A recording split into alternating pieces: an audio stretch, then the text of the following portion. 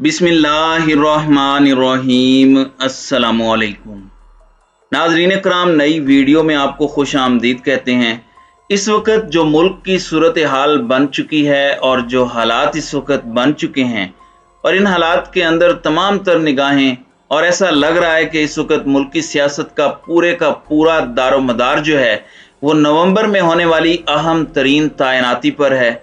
और अब जब army chief general Qamar Javed Bajwa ये बात बड़ी वाज़ेह कर चुके हैं कि उन्होंने अब मज़ीद एक्सटेंशन नहीं लेनी, अगर उन्हें ये एक्सटेंशन ऑफ़र भी की गई तो वो फिर इस ऑफ़र को ठुकरा देंगे। तो अब बहुत सी चीज़ें सामने आई हैं। एक जानिब तो लंदन में बैठे नवाज शरीफ ने कल एक सर्जिकल स्ट्राइक की, और कल जो उन्होंने वहाँ पर बैठकर बातें की हैं, ये ऐसे लग रहा है कि एक मरतबा फिर से वो नवाज शरीफ सामने आने वाला है जो गुजरांवाला जलसे में तकरीर कर चुका है, जिसमें उन्होंने डायरेक्ट फौजी क़यादत के नाम लिए थे, उस तर्ज की बातें की थी। बस इस दफा नाम नहीं थे। क्या वो एक मरतबा फिर मोमेंटम पकड़ रहे हैं? और इस वक्त जो दावे सामने आ रहे हैं कि अगले आर्मी चीफ की तैनाती किस तरह से होगी और उसमें जो इख्तलाफात हैं उनके हवाले से भी कुछ बड़ी अहम तरीन तफसीलात हैं। और जो नवाज शरीफ की तरफ से नाम सामने आया है, 3 नाम हैं, और ये भी फैसला किया गया है कि किसे नहीं लगाना। यानी सबसे अहम खबर तो ये है। और इसके अंदर एक और बड़ा अहम फैक्टर ये है कि इमरान खान के इस्लामाबाद आने से पहले, यानी लॉन्ग मार्च से पहले ही अगली जो कमान है पाक फौज की, उसका ऐलान कर दिया जाए। अब अगर इसका ऐलान हो गया तो फिर इमरान खान क्या कर सकेंगे, और ये डायरेक्ट एक तरह से फिर उन्हें कन्फ्रंटेशन में जाना पड़ेगा, वो भी इदारों के साथ। अब ये दावे कहां से आ रहे हैं, ये दावे हैं क्या, और इनके अंदर क्या सदाकत है, ये तमाम तर चीजें एक एक करके एनालाइज करना बहुत जरूरी है। नाज़रीन इकराम, इस वक्त जो हुकूमत के बहुत करीब, और हुकूमत के आप कह लें कि जो इनके अपने बहुत ही इनर सर्कल्स वाले सहाफ़ी हैं, वो इस वक्त बहुत से दावे कर रहे हैं, बहुत सी उनके पास थ्योरीज भी हैं। लेकिन एक चीज़ बड़ी उन्होंने अब वाज़ेह तौर पर कह दी है। एक तो ये कि हुकूमत को ये लग रहा है कि उनके पास वक्त कम है और सिचुएशन जो है वो बिल्कुल डावाडोल है, उन्हें कुछ नहीं पता कि क्या होना है, और आर्मी चीफ की तैनाती के अंदर वो जल्द फैसला करने वाले हैं। अब ये एजाज सैयद साहब दावा कर रहे हैं, और इसके बाद नवाज शरीफ ने जो लंदन से बातें की हैं वो बातें भी आपको बड़ी बखूबी समझ आ जाएंगी कि वो क्या इशारा था और किसकी जानिब इशारा था। क्योंकि एक डिसएग्रीमेंट की बात आ रही है। नवाज शरीफ किसका कह रहे हैं, army chief general Qamar Javed Bajwa किसका कह रहे हैं, और शहबाज शरीफ किसका कह रहे हैं। इस वक्त उनकी तरफ से जो दावे सामने आ रहे हैं उनके अपने इनर सर्कल्स की तरफ से, वो दावे ये हैं कि सबसे पहले तो एक उसूली फैसला हो चुका है कि किसे नहीं बनाना और किन किन लोगों को इस लिस्ट में नहीं रखना जो कि इसमें हैं। बस उनका नाम लिखा जाएगा, और जो इस दौड़ में हैं जिन्हें कंसीडर भी नहीं करना, जिनके नाम पर बहस भी नहीं करनी।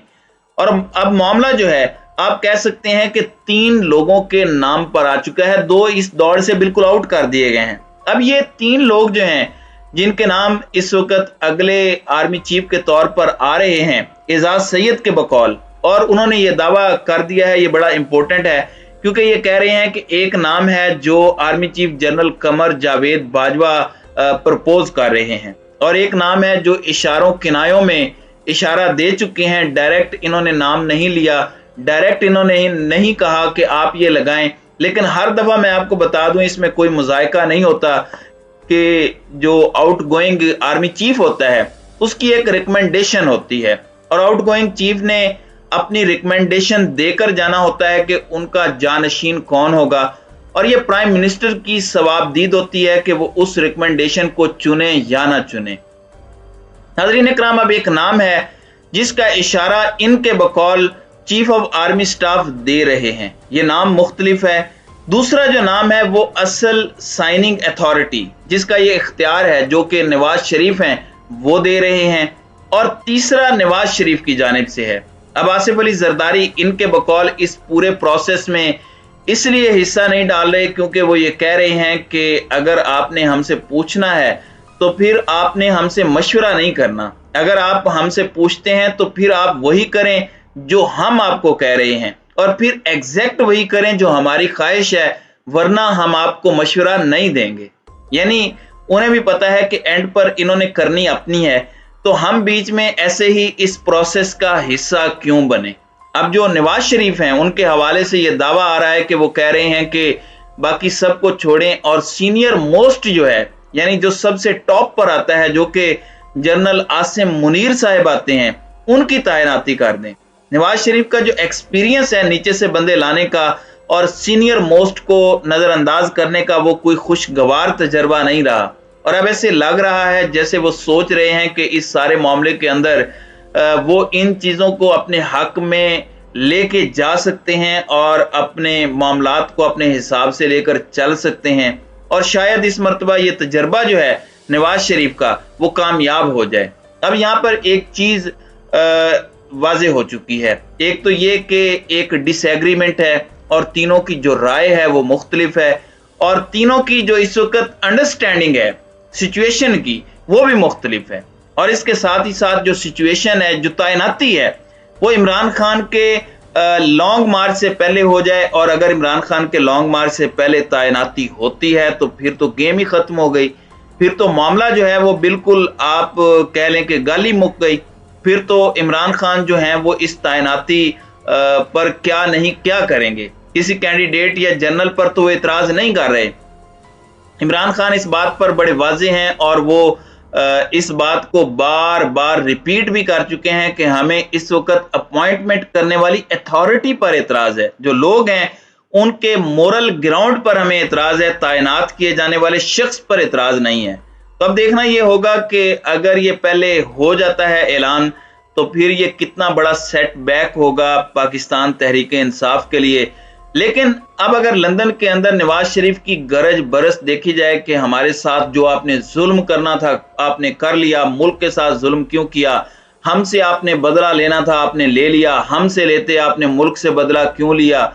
مریم نواز شریف پہلے ہی وہاں پہنچ چکی ہیں. تو اوورآل آپ ایک ذہن جو ہے اگر آپ ان کا پڑھیں اور ان کا ذہن اگر سمجھنے کی کوشش کریں تو آپ کو بہت سی چیزوں کا اندازہ ہو جائے گا کہ یہ لوگ اس وقت سوچ کیا رہے ہیں اور یہ اس وقت کس جانب جا سکتے ہیں. کیونکہ یہ نواز شریف ہی تھے جنہوں نے گجرانوالہ جلسے میں بیٹھ کر اس وقت کے حاضر سروس جنرل، جو کہ اس وقت بھی حاضر سروس آرمی چیف ہیں، یعنی جنرل قمر جاوید باجوہ، اس وقت کے حاضر service D G I S I جو اس وقت کور کمانڈر بہاول پور ہیں جنرل فیض حمید، انہیں ملک کی تمام تر تباہیوں کا ذمہ دار ٹھہرایا تھا. اور مجھے پتہ نہیں کیوں ان کی ٹون سے وہ جو آپ ایک سمیل کر لیتے ہیں وہ والی فیلنگز آ رہی ہیں، اور کیا اب یہ دوبارہ انقلابی ہونے جا رہے ہیں اور یہ ایک مرتبہ پھر سے اس سارے کے سارے معاملے کے اندر تمام تر چیزوں کو اس حساب سے ساتھ لے کر چلنے والے ہیں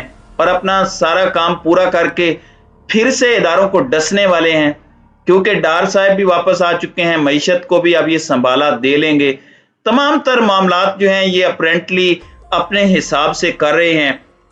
لیکن جو اعزاز سید نے خبر دی ہے، اور میں اعزاز سید کو اس لیے بار بار کوٹ کر رہا ہوں کیونکہ انہیں اس وقت اجازت بھی ہے اور انہیں اس وقت کچھ بھی کہنے کا حق ہے، اور یہ اتنی اہم تعیناتی کے حوالے سے اس سے پہلے بھی بہت کچھ کہتے رہے ہیں. تو یہ بہت سے سوالات بھی کھڑے کرتا ہے کہ نواز شریف نے ایک نام پر ڈیسیژن لیا ہوا ہے، اور کیونکہ وہ سب سے سینئر موسٹ ہیں تو نام کا پتہ چل گیا، ورنہ میں نہیں سمجھتا کہ کچھ کنٹروورشل ہے. تو let's see how the things unfold, چیزیں کس طرف جاتی ہیں، کس طرح کے معاملات ہوتے ہیں، اور یہ اونٹ اب آگے جا کر کس کروٹ بیٹھتا ہے. تو ناظرین اکرام، آپ کی اس ویڈیو کے حوالے سے کیا رائے ہے؟ آپ اپنی رائے کا اظہار کامنٹ سیکشن میں ضرور کیجیے گا.